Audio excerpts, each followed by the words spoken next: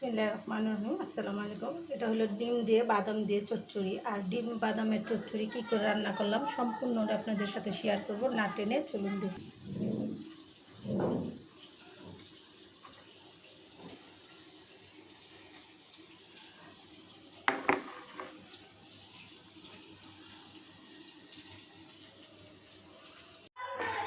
ডিম দিয়ে বাদামের চচ্চড়ি করার জন্য এখানে আমি নিয়েছি বাদামটা আমি তেল ছাড়া একটু টাইলা নিব। নিয়েছি 4টা ডিম। বাদামগুলো এখানে আমার কালা হয়ে গেছে, আমি এটার খোসা ফালাবো না, খোসা সহই নিব। আদা পাকা আদা কাঁচা মরিচ আমি ভাজি। তো মরিচগুলো যত লাল টকটকা দেখা যাইতেছে অত কিন্তু ঝাল না, এটা দেখারও সৌন্দর্য, খেতেও কিন্তু বেশি ঝাল একটা লাগবে না। আমি মরিচ সবসময় কম খাই, তো এই মরিচটা ঝাল মিষ্টি, তো সেই মরিচটাই নিলাম। কাঁচা মরিচটা এরকম করে একটু ভাইজা নিলে তরকারিটা গ্রান করে ভালো, খেতেও কিন্তু অসাধারণ লাগে। আর আমি সবসময় কাঁচা মরিচ দিয়ে তরকারি খাই, শুকনা মরিচের ফাঁকিটা একটু কমই খাই। আপনারা যারা গ্যাস্ট্রিকের সমস্যা আছে তারা অবশ্যই কাঁচা মরিচটা একটু বেশি খাবেন, শুকনা মরিচটা একটু কম খাওয়ার চেষ্টা করেন। শুকনা মরিচ না খেলেও অনেক ভালো, তো কাঁচা মরিচটাই বেশি খাবেন। আমার সব তরকারিতে আমি কাঁচা মরিচ দিয়ে রান্না করি। তো কী কী উপকরণ দিয়ে কীভাবে রান্না করবো সম্পূর্ণ ভিডিও আপনাদের সাথে শেয়ার করব, দেখতে থাকুন। তো আমি এখানে সব মশলাগুলো নিয়ে নিলাম। ডিমটা ভেঙে নিয়েছি, আর বাদামটা ব্লেন্ডার করে নিয়েছি, আর কাঁচা মরিচটাও আমি ব্লেন্ডার করে নিয়েছি। তো আমি কী কী মশলা দিয়ে রান্না করব সম্পূর্ণ ওটা শেয়ার করব, দেখতে থাকুন। আমি সবসময় রান্নার সময় সতর্কবাণী দিয়ে থাকি, চুলার আঁচ কমিয়ে রান্না করবেন, দুর্ঘটনা এড়িয়ে চলবেন, বেঁচে যাবে হাজার হাজার জীবন, বেঁচে যাবে লাখ লাখ টাকা। আমার এই সতর্কবাণী আপনারা মেনে চলবেন, চুলা থেকে একটু দূরে সরে রান্না করবেন। তা আমি যাই কিছু করি আপনাদের সাথে শেয়ার করি, আর আপনাদের সবসময় সতর্ক করে থাকি। আমার ভিডিও করার উদ্দেশ্য হইল, প্রথম উদ্দেশ্য হইল আমি সবারই সতর্ক করতে পারতেছি আমার ভিডিওর মাধ্যমে।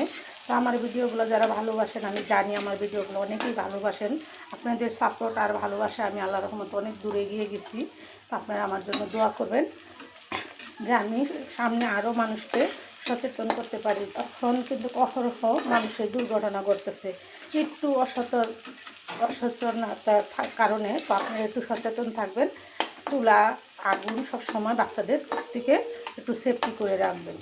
তা আমার কথা ভুলভ্রান্তি থাকলে অনেক সময় ক্ষমা দৃষ্টিতে দেখবেন। আমি অশিক্ষিত মানুষ, আমি কিন্তু লেখাপড়া কিছুই জানি না। আমি একদম আগে টাইফয়েড হয়ে প্রতিবন্ধী হয়ে গেছিলাম, কথা বলতে পারতাম না, কিছু বলতে পারতাম না, অনেক অসুস্থ ছিলাম। তখন আমি শেষ বয়সে এসেও আমার ইচ্ছা একটা পূরণ করার আশা করি যে আমি ভিডিওর মাধ্যমে যদি কেউ একটু উপকার করতে পারি, সেটাই আমি কিছুটা পেঁয়াজ উঠিয়ে রাখবো। আমি এখানে 1 চামচ হলুদের ফাঁকি দিয়ে দিলাম এই যে বাটা মরিচ, যেটা আমি ব্লেন্ডার করে রাখছি, দিয়ে দিলাম স্বাদ মতো নুন, দিয়ে দিলাম ব্লেন্ডার দিয়ে পানি, দিয়ে দিলাম কিছুটা তেজপাতার ফাঁকি, দিয়ে দিলাম শাহি গরম মশলাগুলো। তো আমি কিন্তু মশলা উপকরণগুলো দিলাম, সম্পূর্ণ ওরা আপনাদের সাথে শেয়ার করলাম। আমার ভিডিওটা না টেনে দেখবেন, আর এরকম করে একবার হলো ডিম দিয়ে বাদামের চচ্চড়ি একবার হলো রান্না করে খেয়ে দেখবেন। আমার এখানে মশলাটা কষা হয়ে গেছে, আমি এখন বাদাম বাটাটা দিয়ে দিই। বাদামটা কষানোর জন্য আমি আরেকটু ঝোল এখানে দিয়ে দিলাম। মশলাটা আমার কষা হয়ে গেছে, আমি এখানে ডিমটা দিয়ে দিব। সামান্য একটু ঝোল আমার ডিমটা সিদ্ধ হওয়ার জন্য। ডিমের কুসুমটা একদম চুলার আঁচ কমিয়ে দিবেন, তাহলে ডিমের কুসুমটা ভেঙে যাবে না। সুন্দর মতো আলতো হাতে একটু নাড়াচাড়া দিবেন। আমি আলতো করে একটু নাড়া দিয়ে দিলাম। আর এই রান্নাটা করতে আমার আরও 10 থেকে 15 মিনিট সময় লাগবে। তো আমার ডিম দিয়ে বাদাম চচ্চড়িটা হয়ে গেছে, দেখেন দেখতে কিন্তু খুব লোভনীয় হয়েছে, খেতেও কিন্তু অসাধারণ। তো ভিডিওটা আমি আর বড় করব না, আর আমি কী কী মশলা দিয়ে কী উপকরণ দিয়ে রান্না করলাম সম্পূর্ণটা আপনাদের সাথে শেয়ার করলাম। ভিডিওটা না টেনে দেখবেন, আর এরকম সুস্বাদু ডিম দিয়ে বাদামের চচ্চড়ি একবার হলেও রান্না করে খেয়ে দেখবেন।